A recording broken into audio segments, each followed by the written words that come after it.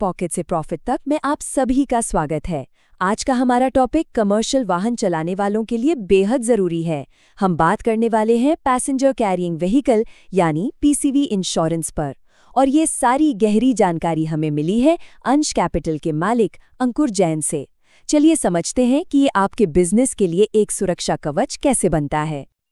तो आज हम क्या क्या देखने वाले हैं। सबसे पहले समझेंगे कि ये इंश्योरेंस क्यों अनिवार्य है, फिर देखेंगे कि कवरेज कैसे चुनें, प्रीमियम कैसे कैलकुलेट होता है, क्लेम की प्रक्रिया क्या है और सबसे ज़रूरी, क्लेम रिजेक्ट क्यों हो जाते हैं। चलिए सबसे पहले और सबसे ज़रूरी सवाल से ही शुरू करते हैं।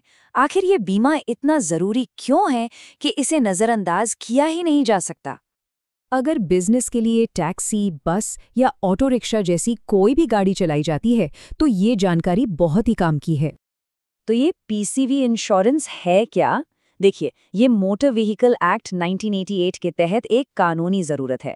मतलब अगर कोई भी गाड़ी यात्रियों को पैसे लेकर एक जगह से दूसरी जगह छोड़ रही है तो उसके पास ये पॉलिसी होनी ही चाहिए। ये कोई ऑप्शन नहीं बल्कि एक नियम है।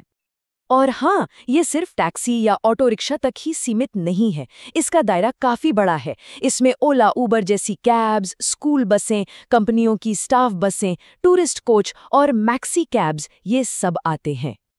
ठीक है, तो अब आते हैं सबसे ज़रूरी फैसले पर कि कवरेज कौन सा चुनें। ये एक ऐसा मोड़ है जहां बुनियादी और पूरी सुरक्षा के बीच चुनाव करना होता है। यहाँ पर ना दो मेन ऑप्शन होते हैं। पहला है लायबिलिटी ओनली या थर्ड पार्टी इंश्योरेंस। ये सिर्फ कानूनी ज़रूरत पूरी करता है।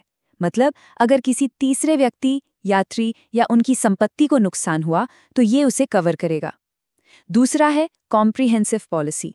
इसमें थर्ड पार्टी कवर तो है ही, साथ में खुद की गाड़ी को एक्सीडेंट, चोरी या आग से हुए नुकसान का भी कवर मिलता है। और अगर गाड़ी नहीं है तब तो कॉम्प्रिहेंसिव पॉलिसी ही सबसे सही रहती है। यहाँ एक बहुत बड़ा अंतर है जिसे समझना जरूरी है। प्राइवेट कारों से अलग पीसीवी पॉलिसी में किराया देने वाले यात्रियों की जिम्मेदारी असीमित होती है। मतलब अगर किसी यात्री को चोट लगती है या मृत्यु हो जाती है तो उसकी लायबिलिटी पर कोई ऊपरी सीमा नहीं होती। ये एक बहुत बड़ी जिम्मेदारी है। अब बात करते हैं पैसे की। इस इंश्योरेंस का प्रीमियम यानी इसकी लागत कैसे तय होती है। इसे एक खर्च नहीं बल्कि बिजनेस की सुरक्षा में एक निवेश समझना चाहिए। प्रीमियम कैलकुलेट करने का तरीका ना गाड़ी के साइज पर निर्भर करता है। अगर छोटी गाड़ी है, मतलब 6 यात्रियों तक की, तो प्रीमियम इंजन की पावर यानी सीसी पर तय होगा।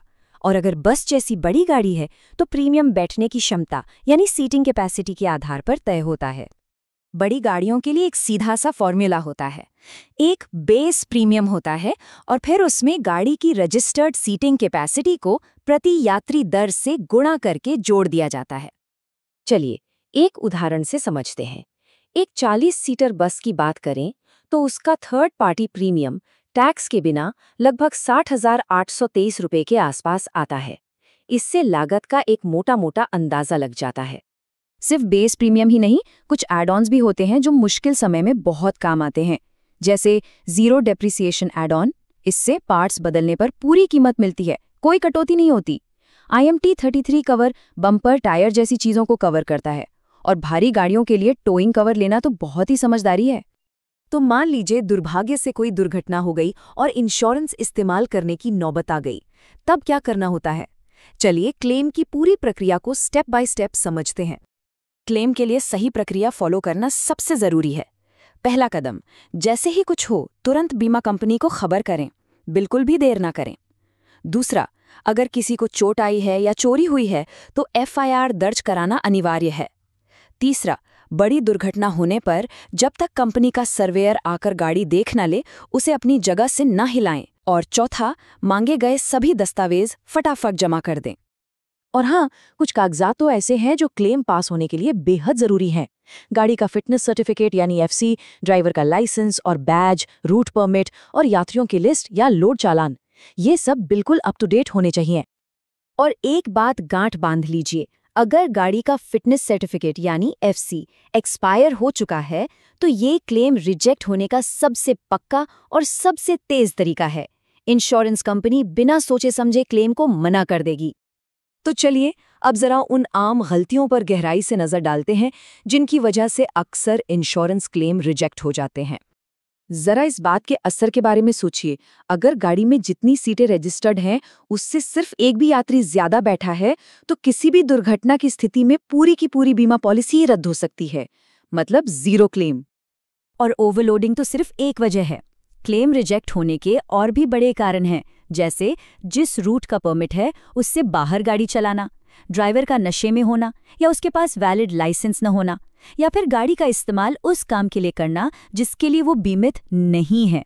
ये सब गलतियां क्लेम को सीधा सीधा खारिज करवा देती हैं। तो अब ये सारी बातें जानने के बाद एक जरूरी सवाल खुद से पूछना बनता है, क्या बिजनेस सच में सड़क पर होने वाले बड़े बड़े वित्तीय जोखिमों से पूरी तरह सुरक्षित है? हमें उम्मीद है कि इस जानकारी से बिजनेस को सुरक्षित रखने में मदद जरूर मिलेगी। ऐसे ही और जरूरी अपडेट्स के लिए हमारे चैनल पॉकेट से प्रॉफिट तक को सब्सक्राइब करना न भूलें। धन्यवाद।